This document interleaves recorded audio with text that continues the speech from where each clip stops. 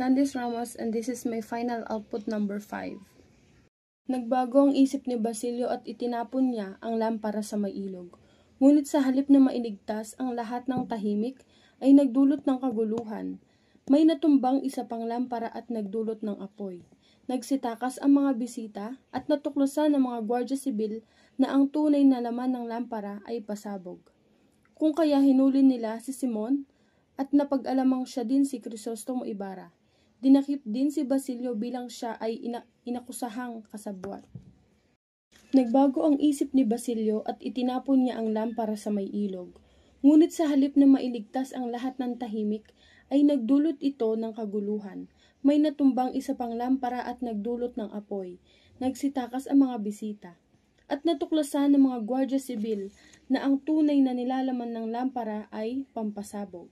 Kung kaya't hinuli nila si Simon at napag-alamang siya din si Crisostomo Ibarra. Dinakip din nila si Basilio bilang siya ay inakusahang kasabwat. Ang trahedyang ito ay hindi nagdulot ng agarang revolusyon.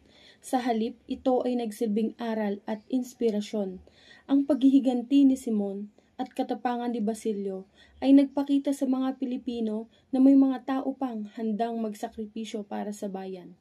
Habang nakakulong si Simon, inamin niya lahat kay Padre Florentino at itinuro kung saan nakatago ang kanyang mga kayamanan.